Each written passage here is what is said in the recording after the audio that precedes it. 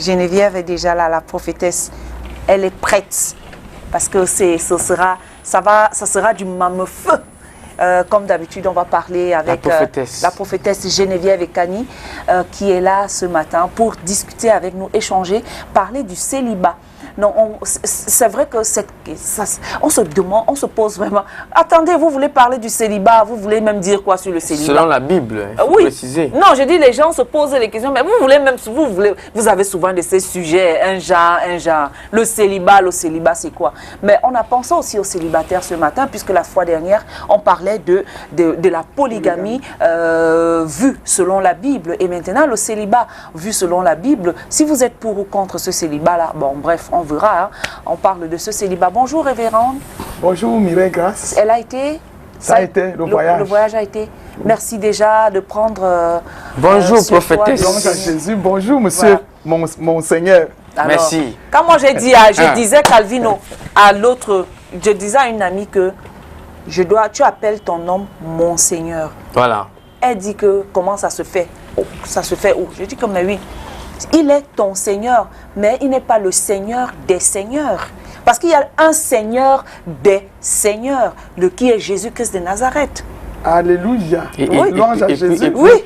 Et le premier Seigneur a grand S. Un grand S, oui. Le Seigneur, le grand S, S majuscule, des Seigneurs avec petit S. Ça dit 16 hommes.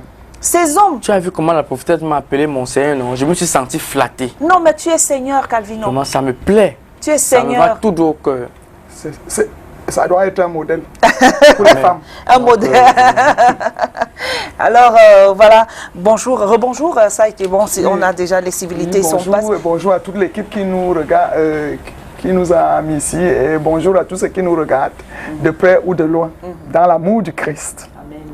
Alors, on parle du célibat ce matin, prophétesse. S'il faut aller de droite en but comme ça, là, le célibat, c'est quoi le célibat? Pour ou contre? Non, pas le pour ou contre. On n'est même pas encore arrivé. On n'est pas encore arrivé là-bas, mais c'est déjà quoi le célibat? Un célibataire, c'est quelqu'un qui n'est pas marié.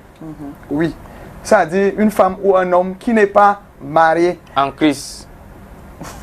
Quand tu dois terminer en Christ, papa. Parce qu'elle est là pour parler au nom de la Bible. Non, même si c'est la Bible. Attends, célibataire, c'est célibataire, mon frère. Ah, ok. Et surtout que si on peut être un missionnaire de Dieu. Voilà. Amen. Donc, un célibataire, c'est une personne qui n'est pas mariée officiellement ou traditionnellement.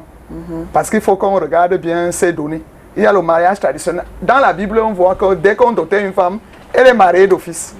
Mais les circonstances de César doivent maintenant démontrer cela par l'alliance, par l'acte de mariage, surtout pour la sécurité de la femme et des enfants. Oui, donc, un célibataire, la personne qui n'est pas mariée. Une personne peut aussi redevenir célibataire. Je veux dire, une personne qui est restée veuve, un homme ou une femme, il redevient célibataire. Parce que la parole de Dieu est claire dans 1 Corinthiens 6. Dans 1 Corinthiens 7, parce qu'on va beaucoup, il faut déjà lire ça là-bas, parce qu'il ne faut pas qu'on ait des débats, des malentendus. Une personne qui est veuve devient célibataire automatiquement, il peut se remarier. Oui. Entre autres, comme moi je suis du spirituel, il y a des célibataires mystiques. Oui. Et il y a des célibataires spirituels. Oui, je veux dire, il y a des gens qui, spirituellement, ils ne doivent pas se marier. Je veux parler à un prélat qui reste chaste. Oui. Et si je dis mystique, il y a des gens qui sont dans nos familles, ne doivent pas se marier. On va... Ne peuvent pas ou ne doivent pas. Ne doivent pas. Ne doivent pas et ne peuvent pas. Ça veut dire consciemment, ils se donnent un sacrifice pour ne jamais se marier. Wow. Oui, ou bien on les conditionne qu'il ne doit jamais se marier. Et quand je parle mystique, il y a des gens qui ont le célibat. C'est-à-dire la personne ne peut jamais se marier parce qu'il a un mariage mystique. Un mariage. Un mami wata. Oui, un mami wata, ou bien une maman qui est mariée à son fils spirituellement, ou bien un père qui est marié à sa fille spirituellement. Il y a trop de problèmes dans ce cas de célibataire. Et oui. Donc, et il y a aussi, bon, comme on ne parle pas de mariage, je crois qu'on viendra parler de mariage. Oui. Alors maintenant, s'il faut parler de célibataire, du célibataire normal, Oui. En premier cas de figure, le célibataire normal. C'est-à-dire celui qui n'est pas marié ou celui qui n'est pas marié ou qui est veuf, qui est redevenu célibataire. Oui. Alors, comment devrait-il se comporter? Comment est-ce que ça devrait se passer son célibat? Oui, selon la parole de Dieu dans 1 Corinthiens 7, alléluia, il est écrit que le célibataire, c'est-à-dire la vierge ou bien le vierge, ou bien la femme ou bien l'homme. Quand elle dit la femme, c'est une personne qui a d'abord eu les rapports sexuels, n'est plus vierge. Quand elle dit un homme, c'est un homme qui n'a pas encore eu qui a eu des rapports sexuels et qui n'est plus vierge, effectivement. Donc, la parole de Dieu dit qu'ils doivent rester jusqu'au mariage sans rapport sexuel. Première condition.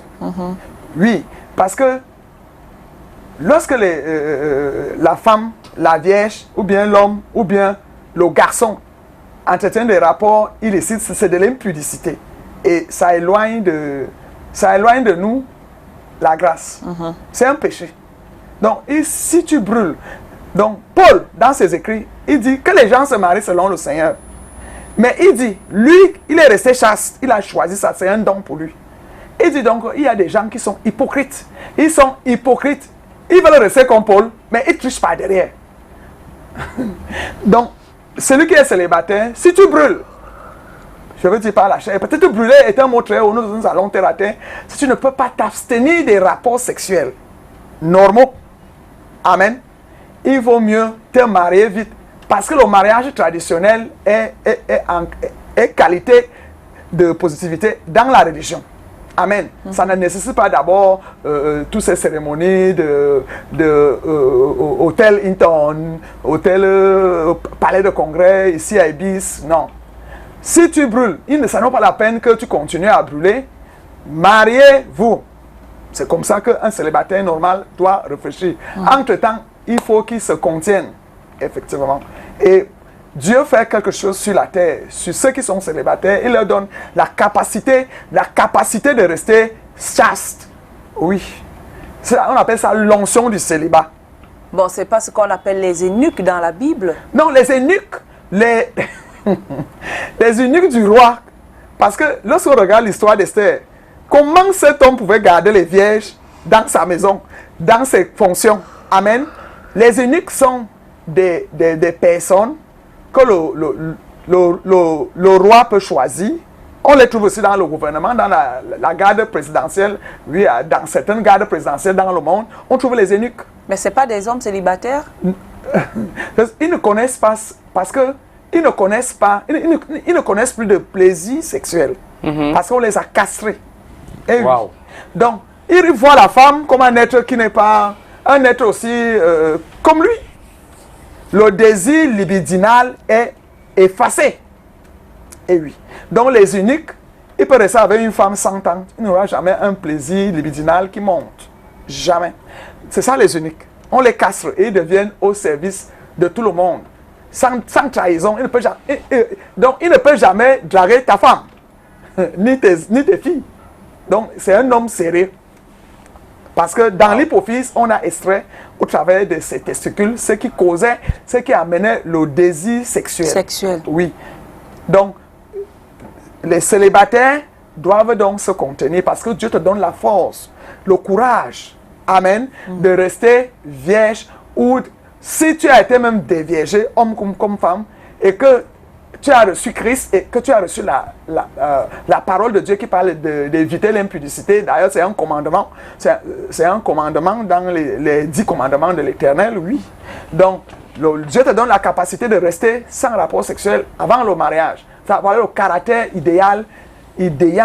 Ça veut dire sans copine, sans petite amie, sans oui, copain. Sans copine. Moi, quand les jeunes couples viennent me voir, maman, est-ce qu'on peut faire? Je dis jamais, parce que tu ne trouveras jamais que je dis ça à un jeune couple. Je dis, abstenez-vous. Amen.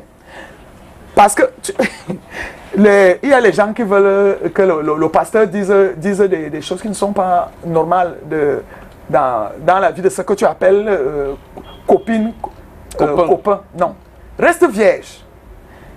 Et que tu te maries au temps opportun.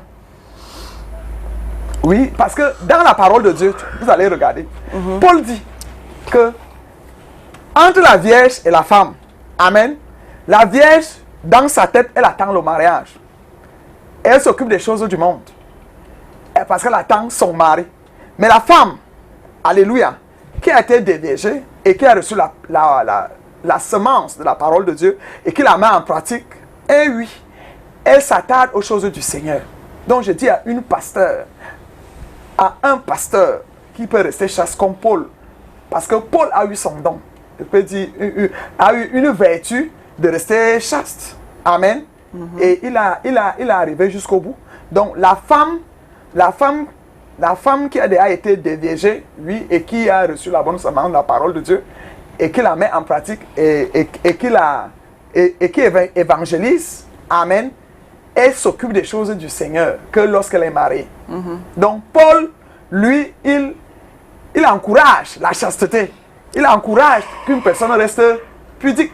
C'est-à-dire une personne qui ne connaît jamais la luxure. C'est-à-dire les plaisirs sexuels. Parce que lui dit, ne savez-vous pas que votre corps est le temple du Saint-Esprit, l'habitation de Dieu. Donc Paul est clair à ce point. Et nous allons voir que la femme non mariée, alléluia, elle est l'épouse de Jésus-Christ, l'épouse de Dieu, et s'occupe uniquement des affaires de Dieu. Et se désintéresse aux choses du monde. Et Paul exhorte la veuve à s'intéresser aux choses de Dieu et de laisser qu'elle doit se remarier. Bien sûr qu'elle doit se remarier, mais elle exhorte à s'intéresser aux choses de Dieu. Oui. Donc, dans l'histoire du célibataire, si Paul parlait de ça, c'est parce qu'il y a trop d'hypocrisie.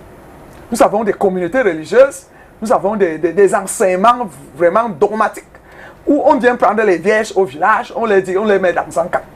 Ils ne peuvent même pas s'abstenir, ils ne peuvent pas garder la chasteté là. Tu vas voir qu'ils s'opèrent et des avortements, et comment ils se retrouvent avec les maladies sexuellement transmissibles. On ne comprend pas. On voit beaucoup d'abominations dans cet exercice, ce qui n'est pas déjà bien.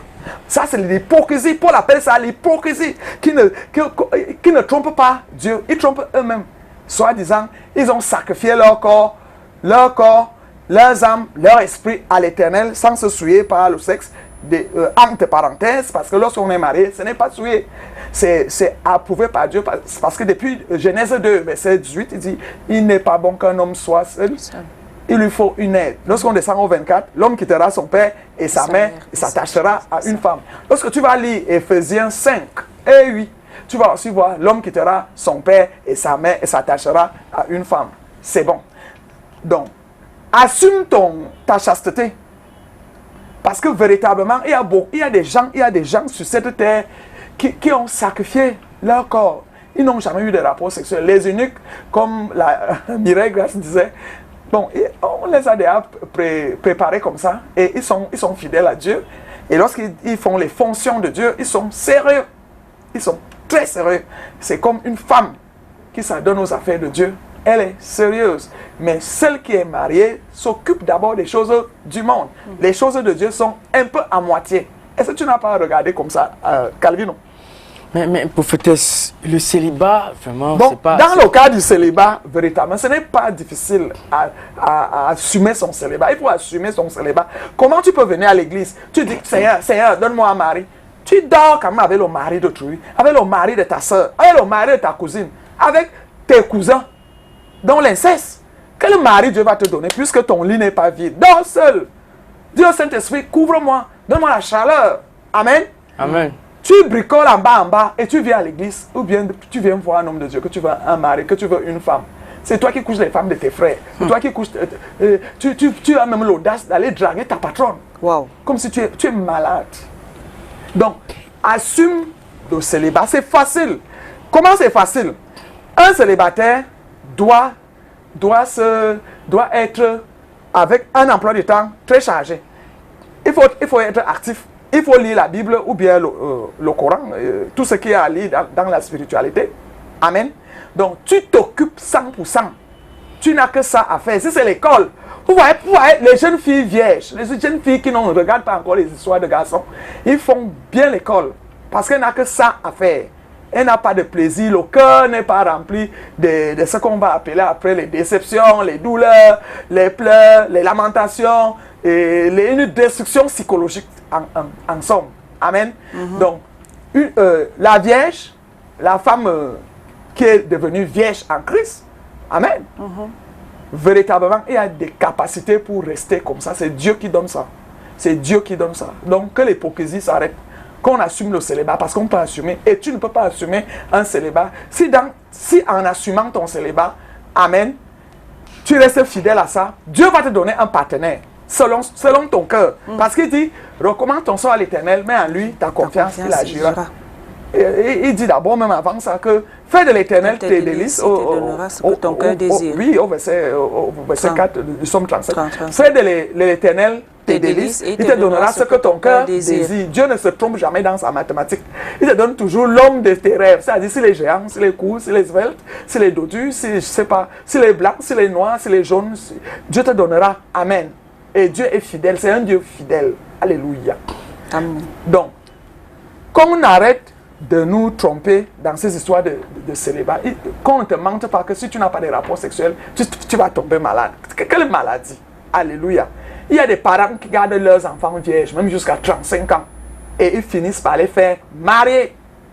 Il y a une fille qui peut rester vierge jusqu'à 30 ans. Elle se marie et elle fait ses enfants normalement, sans jamais être malade. Parfois, nous regardons plus à la science. Je me demande bien, où est la science a dit ça où? Que tu vas...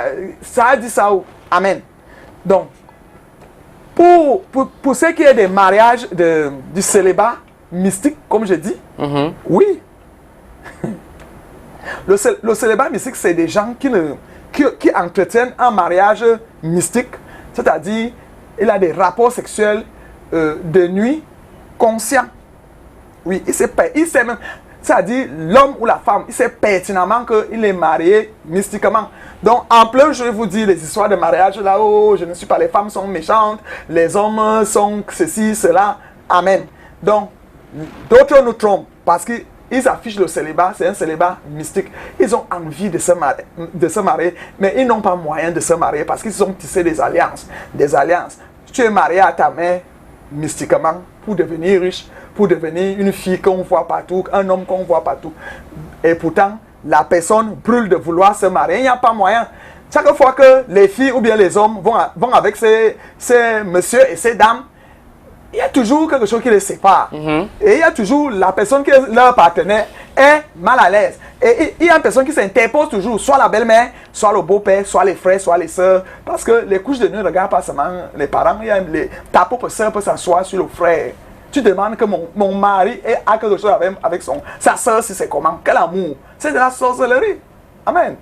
Donc voilà un célibat mystique parce que la personne a des contraintes du spiritisme. Alléluia. Quand on dit célibat spirituel, c'est un prélat, c'est un homme de Dieu, c'est des moines. Amen. C'est-à-dire qui s'engagent à sacrifier leur corps, de ne jamais se souiller des rapports sexuels, de la luxure, et consacrer tout ça à l'Éternel, intercéder pour l'humanité. Mais on constate aujourd'hui que ces personnes-là, ils ont quand même des petites copines à côté. Il n'y a plus la vérité. Vous connaissez la vérité et la vérité vous rendra libre. Ils ne sont plus libres. Parce que lorsqu'il arrive que nous avons un enfant à l'école qui nous dit « Où est ton père? Mon père est moine, mon père est prêtre. Ma mère est religieuse. » On se demande, qu'est-ce qui s'est passé? Amen. Donc, la terre est comme ça, on ne les juge pas. C'est un choix de vie.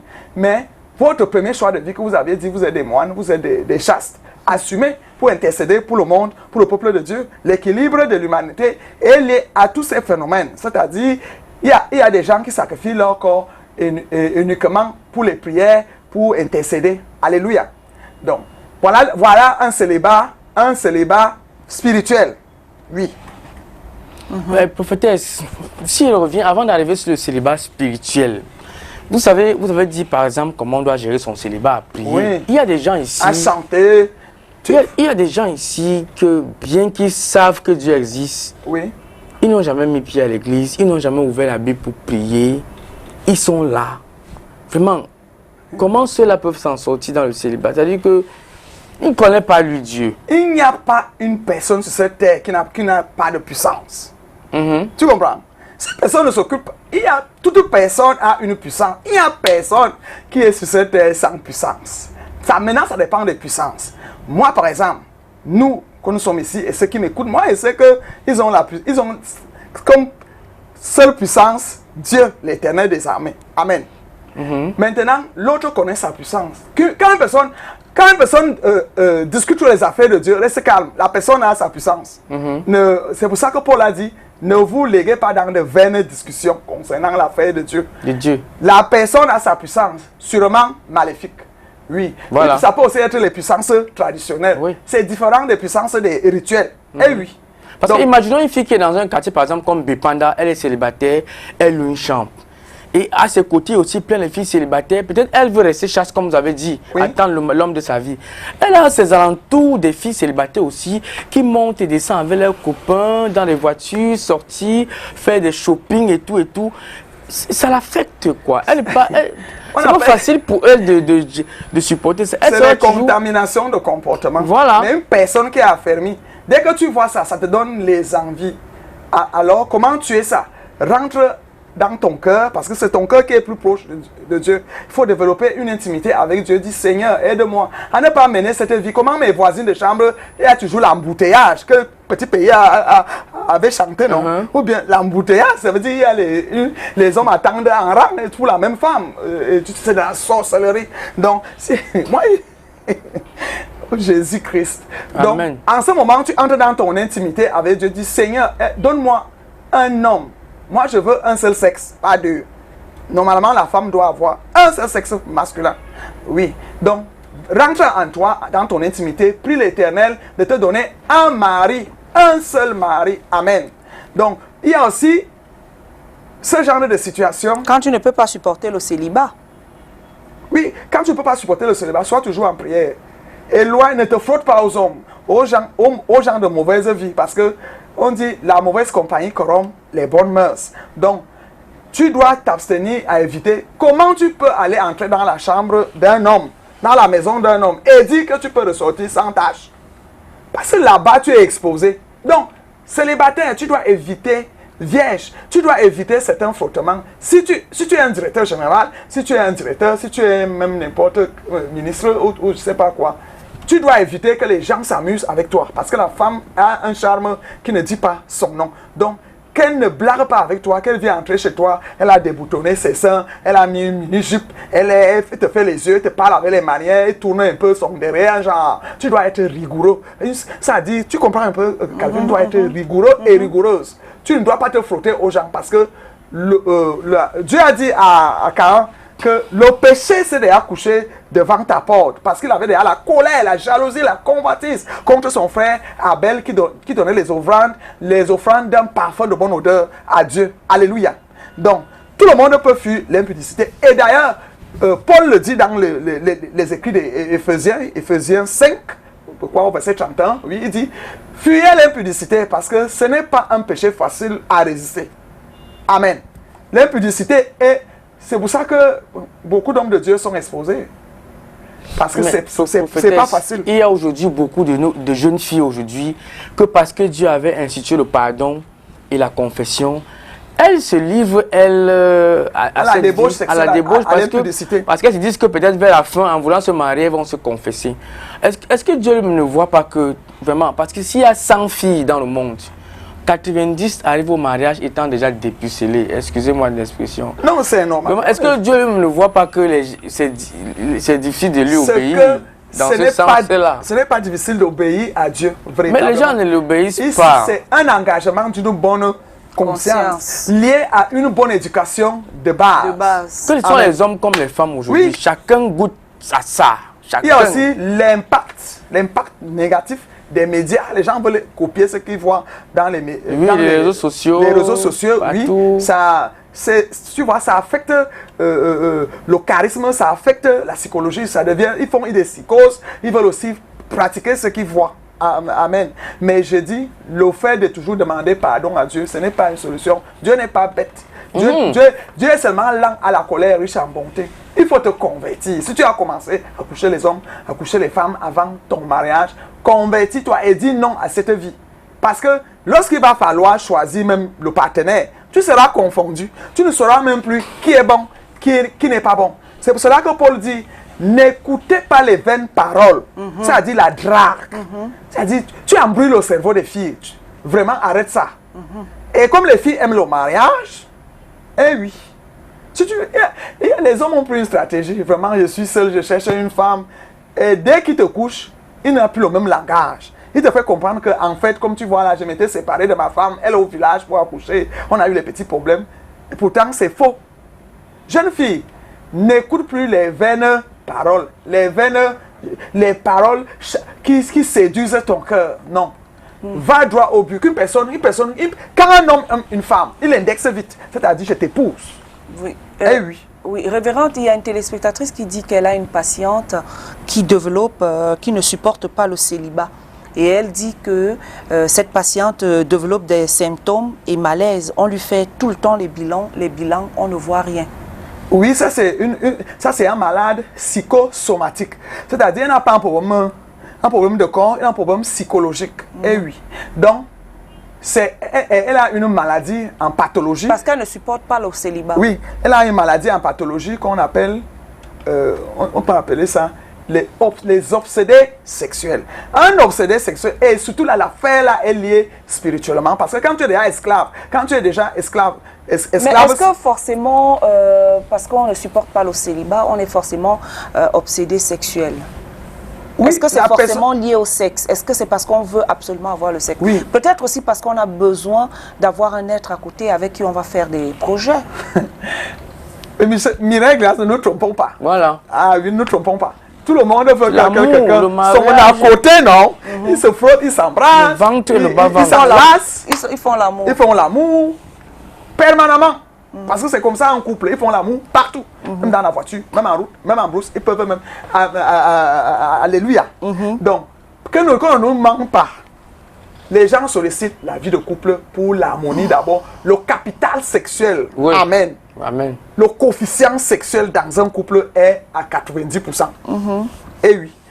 Donc, vouloir un partenaire d'affaires, faites les affaires à part. Et faites la relation pour mariage à part. Donc, la femme en question mérite, il lui faut les prières pour la délivrer. Et il faut qu'on lui donne des livres. Donnez-lui la Bible pour lire. Il va s'oublier parce qu'elle est inactive. Le travail nous éloigne de 3 mots, non? Qu'on nous disait en terminale. Le vice, le besoin et l'ennui. Donc, quand on occupe un peu cette femme, elle va oublier ça. Lorsqu'une personne n'est pas occupée, il développe la prostitution. Il développe l'impudicité, la luxure. Quand tu es inactif, c'est le sexe qui est debout.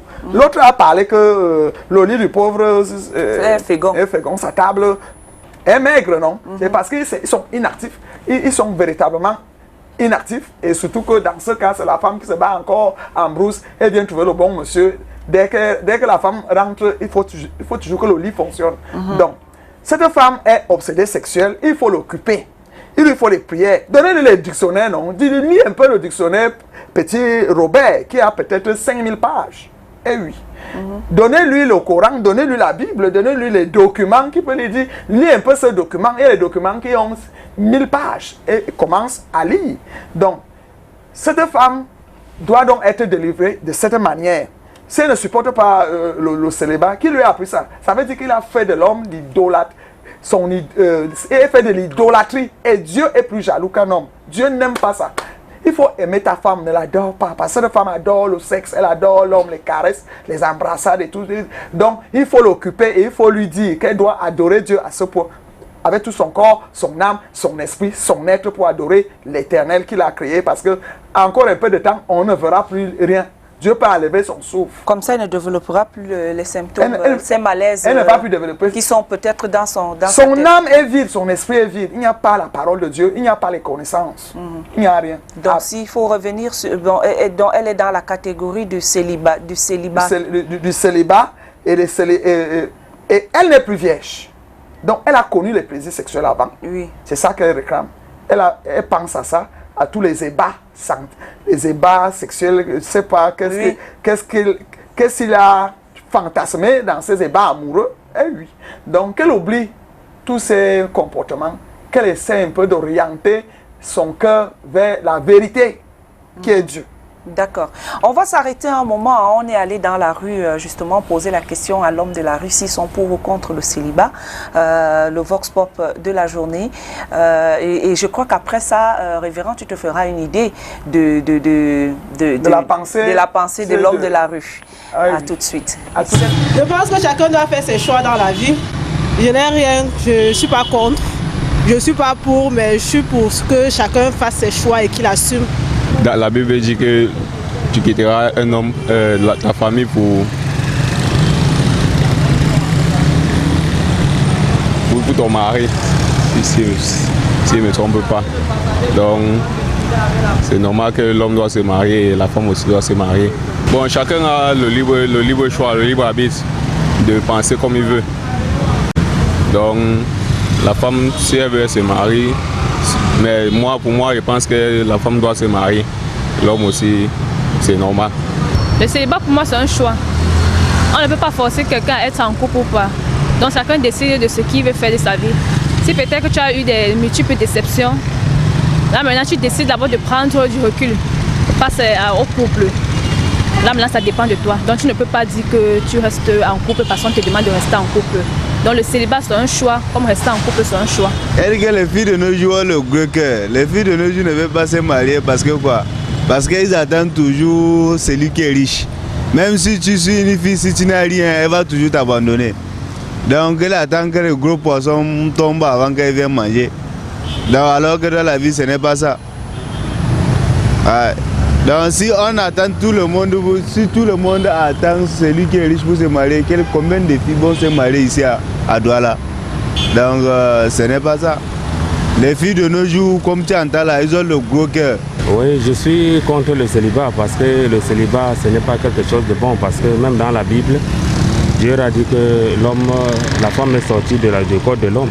Donc je ne vois pas comment l'homme doit être célibataire alors qu'il y a beaucoup de femmes dehors.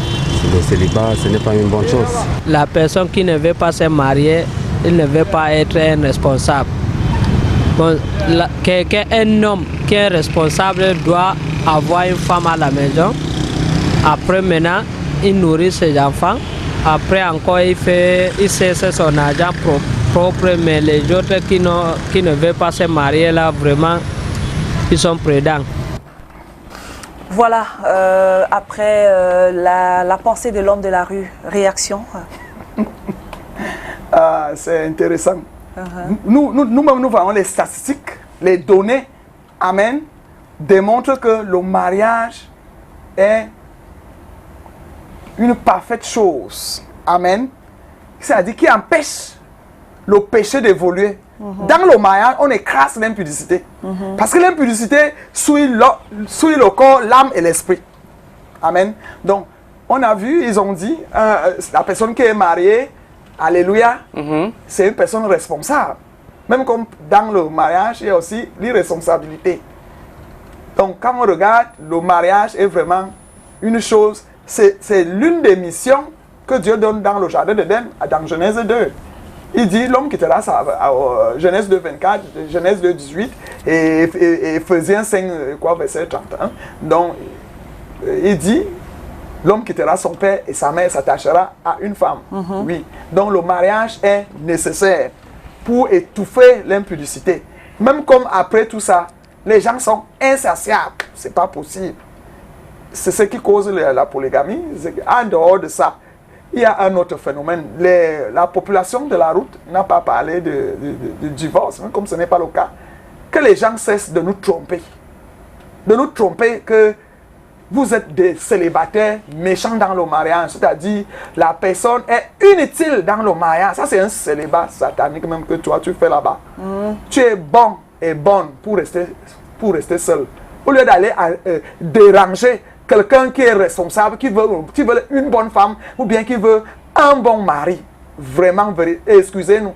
Excusez-nous de rester dans votre camp de célibataires méchants. Parce qu'il y a les sorcières et les sorciers ici dehors qui épousent les bonnes femmes, les bons hommes pour les détruire uniquement. Ils sont mandatés sur la route que le diable a planifiée pour détruire les hommes et les femmes. Pardon. C'est pour ça que j'exhorte à ceux qui sont encore non mariés, dans leur vie de célibataire, d'avoir le discernement Et pourquoi ne pas éprouver Dieu? Éprouvez Dieu sur le choix de votre partenaire. Tu peux dire, Seigneur, tu prends un programme spirituel. Tu dis, Seigneur, voici, je fais 40 jours. Je mange seulement à 18 heures. Tu fais un jeûne. Tu dis à Dieu, pendant les 40 jours que je fais ci, comme je suis déjà mariable, parce qu'on sait qu'on est déjà mature, on peut se marier. Amen. Donc tu peux dire à Dieu, la personne qui va m'offrir une Bible, ou bien un t-shirt, ou bien une chaussure blanche. Amen. C'est la personne là qui sera je saurai que papa, c'est la personne là qui sera mon époux ou bien mon épouse. Mais on se marie par les langues du cœur. Le cœur est faible. Le cœur est paresseux. Le cœur aime quand on le console avec des vaines paroles. Ce qui fait que les gens, lorsque tu rencontres une femme doucereuse, elle va t'emporter dans sa douceur, fausse douceur, hypocrisie, sorcellerie. Oui, il te fait les yeux durs comme Dalila a fait à Samson. Tu te retrouves marié avec une telle femme. Après quelques jours, on commence à crier. On est déjà chez le magistrat pour divorcer. Et le célibat recommence. Véritablement, que ces gens-là ne troublent pas non seulement le camp des célibataires qui sont sérieux, mais qui restent dans le camp des célibataires méchants. Ils se marient par vengeance. Ils se marient parce qu'un homme a dérangé sa mère, parce qu'une femme a dérangé son père. Il dit, quand elle va me marier, je vais me montrer comme ça aux femmes. Aux femmes, ou bien aux hommes. Oui. Donc, j'exhorte ceux qui veulent vraiment se marier, ce n'est pas la course. Prends ton temps sur le plan spirituel. Parce que le mariage est d'abord spirituel. Il faut que vous convergez. C'est un sacrement. Un sorcier a toujours la capacité, une sorcière, surtout, une sorcière, ils ont la capacité de prendre tous les bons gars qui ne sont pas sorciers. Et ils gênent dans les familles. Et pourtant, un homme sorcier ne prend jamais une femme folle. Et oui, si ce n'est pas pour, peut-être, elle peut la prendre pour la sacrifier dans les rites. Mais, donc le mariage est d'abord spirituel. Voilà. Regarde d'abord sur le plan spirituel. Est-ce que tu converges sur le plan spirituel avec cet homme? Paul a dit qu'un couple, lorsqu'il décide de prendre un programme spirituel, les deux s'entendent. Afin que, s'ils s'abstiennent des rapports sexuels, que ça sorte d'un commun accord. Et ces deux esprits-là, ça veut dire qu'ils sont attachés, ils convergent. Mais ce n'est pas la personne qui te dit que on peut gêner, on peut prendre un programme spirituel et dire, pardon, arrête-moi ça. Je ne suis pas dans ça. Et déjà même, arrête-moi les histoires de prière là. Ça n'a pas besoin des églises réveillées ou bien des églises conventionnelles. Non. C'est que tu connais déjà que dès le départ, ne dis pas que l'homme si, la femme si va changer. On ne change pas. La personne a ses habitudes, il a ses comportements antisociaux ou bien des comportements sociaux. Automatiquement, ça se lit dès vos premières rencontres. Amen. Oui, dès vos premières rencontres, vos échanges, il y a des petites épreuves qui se passent. Tu peux connaître que la personne si est coléreuse, la personne si est obsédée sexuelle. Si tu ne peux pas supporter un homme qui aime le sexe, tu te maries de lui parce qu'il a les belles voitures, tu vas souffrir. Oui, c'est ce qui fait que tu es dans le mariage, mais tu es dans la souffrance. Parce que surtout les femmes croient qu'elles peuvent supporter le mariage n'importe comment. Elles finissent par souffrir parce que la convoitise, comme il y a un jeune qui a dit ici, ce sont les gros poissons qui prennent toutes les femmes. Et la semaine passée, on parlait de la polygamie. Pour la polygamie, comment? S'il y a une personne, il y a le célibat, comment? Parce qu'une personne prend 20 femmes, c'est pour lui éveil. Comment celui qui n'a pas encore les moyens? La parole de Dieu est claire, il dit que les riches de maintenant ne se moquent pas des pauvres de maintenant et que les pauvres de maintenant ne soient pas jaloux des riches de maintenant. Il y a compensation. Amen. Lorsque toi tu es déjà riche, tu prends 15 femmes pour toi. L'autre qui n'a pas encore les moyens. Et les femmes sont des objets dans ce phénomène. Oui. Ils s'attachent pour la voiture, ils s'attachent pour le travail, ils s'attachent pour une école de formation, ils s'attachent. Après même, elle joue les soumises, elle joue les femmes très bonnes, elle rit avec toi, et pourtant elle mise derrière ce que l'homme a à main. Voilà. Et délaisse son vrai amour de cœur. Amen. Parce qu'on ne joue pas avec l'amour. Lorsque vous vous aimez, si les célibataires s'aiment vraiment, ils vont prospérer d'abord spirituellement et ils vont prospérer matériellement et financièrement. Prophétesse, moi j'ai une question. On sait tous que les plus grands célibataires du monde, par exemple, ce sont les prêtres. Ma question c'est que les prêtres là, c'est Dieu qui les interdit de se marier ou alors c'est d'eux-mêmes? Paul dit dans 1 Corinthiens 7 verset 1 que pour un serviteur de Dieu, quand lui, il observe, ce n'est pas le Seigneur. Parce que les gens ont fait souvent la parole de Paul comme si c'est le Seigneur qui a dit. Paul est souvent clair. Quand il parle des foulards, quand il parle des histoires de mariage, il dit moi Paul. Et il dit encore selon le Seigneur. Donc il y a eu des confusions, les gens qui n'ont pas une bonne connaissance de la parole de Dieu. Donc Paul dit, il est bon pour un serviteur de Dieu de ne pas se marier. Oui, parce qu'il va s'occuper, il sera consacré dans les choses de Dieu, pour le peuple de Dieu. Mais si la personne vient, un homme de Dieu qui ne peut pas rester chaste, et vient dire qu'il veut rester chaste, il va étouffer. Et il sera dans l'esclavage. Et nous avons été rachetés à un grand prix sur la croix du Calvaire. Pourquoi tu viens souffrir alors que tu dois avoir une femme et les enfants, tu baisses dans l'amour et donc, des rapports sexuels? C'est Paul qui avait demandé aux Ils ont imité Paul. Ils ont imité Paul. Ils ont imité Paul. Ils ont imité les eunuques. Donc, ça ne vient pas les moines. Les moines sont sérieux quand ils disent qu'ils restent. Comment tu dis que ça ne vient pas de Dieu? Non, ça vient de Dieu. Dieu dit, toi aussi tu peux sacrifier tu peux ton corps à Dieu.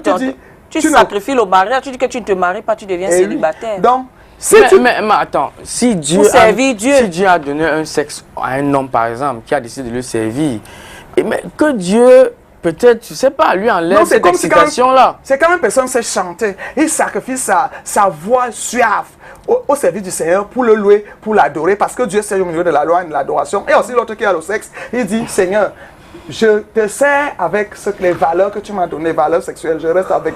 Je ne fais rien dans les rapports sexuels. Et les gens comme ça. Il y a moi aussi. Quelque part, il y a quelqu'un qui n'en veut pas, peut-être aux prêtres qui finissent par. Non, tu sais qu'il y a aussi les hommes de Dieu, par convoitise toujours, ils se retrouvent prêtres. Et pourtant, c'est quelqu'un qui est dans les boîtes de nuit, et c'est qui boit, il a toute la chorale, ce sont ses filles. Voilà. Les femmes mariées, c'est là. Voilà. Les femmes d'autrui, les veuves, c'est là. On ne connaît même pas. C'est quelqu'un qui est un mondain qui s'est retrouvé dans la prêtrise, dans le pastorat. Et c'est pour cela que Dieu dit, hein, le jugement commencera dans l'église. Parce que tu ne peux pas faire que tu as la connaissance de la parole de Dieu par la racine. Tu te mets à faire exprès, on appelle ça la transgression de la parole, la transgression, parce que c'est l'iniquité. Ce n'est pas le péché, ça dépasse. C'est la transgression, c'est l'iniquité. Bon, qu'en est-il alors maintenant des pasteurs qui se marient? Est-ce qu'eux aussi n'ont pas donné leur vie à Dieu? Ils se marient. Ils ont choisi de se marier. Ça veut dire que même les prêtres sont libres de se marier. Mais il y a des congrégations où on se marie chez les prêtres. Les prêtres orthodoxes, par exemple, se marient. Voilà, et les prêtres du Brésil. Les prêtres du Brésil, certains se marient et je dis, il y a un pasteur, il y a des pasteurs chastes qui décident de ne pas se marier. Ne pas se marier. Oui. Ils ne peuvent pas les ennuyer. Chez les catholiques romains, par exemple, c'est comme si un prêtre se marie là-bas, on va l'excommunier. Chez les catholiques romains. Non, mais avant d'être prêtre, ils ont un règlement intérieur. Tu dois signer un contrat. Si tu ne veux pas. C'est un choix. Ils ont fait le choix. Pourquoi certains jeunes diacres quittent 6 mois avant la consécration? Parce qu'ils ont eu le temps de réfléchir. Ils ont réfléchi et ils ont vu que non, gars, on ne peut pas supporter, on ne peut pas mentir Dieu. Tu entends qu'on l'a renvoyé du séminaire. Donc, c'est des engagements d'une bonne conscience. Dieu a prévu tout ça. Oui. Et c'est pour ça que Paul dit dans 1 Corinthiens 7, au verset 2, il dit, il est bon donc que les gens se marient pour éviter tout ça. Ne deviens pas ridicule, c'est toi qui sodomises les enfants, c'est toi qu'on trouve dans la pédophilie, c'est toi qu'on trouve dans l'impudicité, c'est toi qui fais ces abominations sexuelles et tu dis que tu es un homme de Dieu, tu dis que tu es un homme ordinaire. Ce n'est pas bon. L'engagement d'une bonne conscience, soit tu te maries, soit tu restes célibataire. Dieu est pour les deux cas. Dieu aime les deux cas, mais que chacun assume sa responsabilité. Effectivement. Ne nous trompons pas, ne nous voilons pas. Et Dieu lui-même avait dit, allez, multipliez-vous. Donc, si un homme qui vient sur la terre et décide de ne pas se marier, de ne pas se multiplier, ça ne dérange pas Dieu. Ça ne dérange pas Dieu, puisque c'est toujours pour la gloire de Dieu. Ok. Alors, révérende, je crois qu'on va bientôt se séparer. Qu'est-ce qu'on va retenir du célibat aujourd'hui? Doit-on forcément, est-ce qu'on reste célibataire juste parce qu'on est déçu sur le plan sentimental, ou alors on doit rester célibataire parce que Dieu a demandé qu'on reste célibataire? Quels sont... Oui. Non, pour conclure, je dis le célibat n'est pas bien. Véritablement, c'est un joug. Mais un joug facile quand même à supporter pour un temps. Mais, dans la classe des célibataires, si tu décides de ne jamais te marier,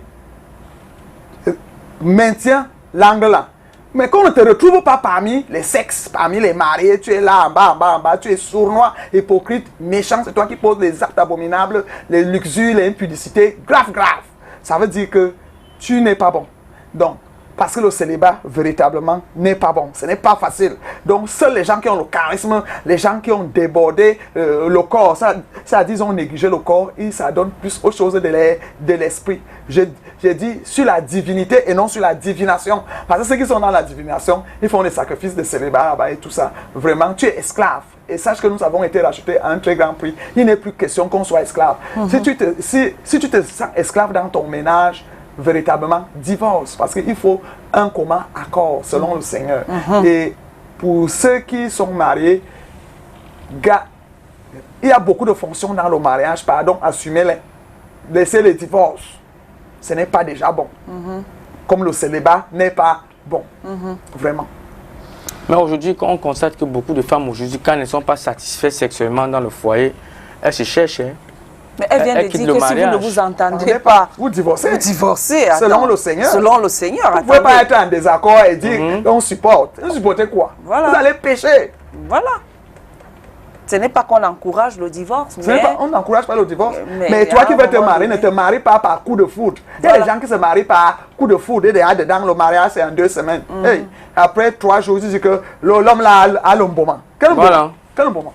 C'est parce que tu vois que il ne te donne plus ton argent, il ne donne pas l'argent. Il dit que tu es en mariage, je suis obligé de te donner mon argent. Tu poses les mains sur la tête. Ne posez pas les mains sur la tête après. Il faut d'abord observer l'homme. Il faut observer la femme. Un célibataire doit être observateur.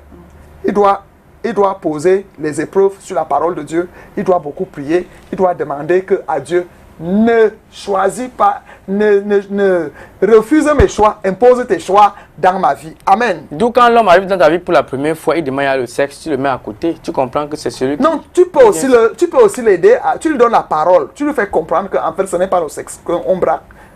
Commençons à nous observer. Il peut arriver qu'on s'aime parce que c'est l'homme qui indexe toujours la femme, non. Que l'homme laisse à la femme aussi de revenir en elle et commencer à désirer l'homme qui l'a indexé. Alléluia. Parce qu'il y a les femmes qui se trouvent en mariage parce qu'on a forcé. Oui.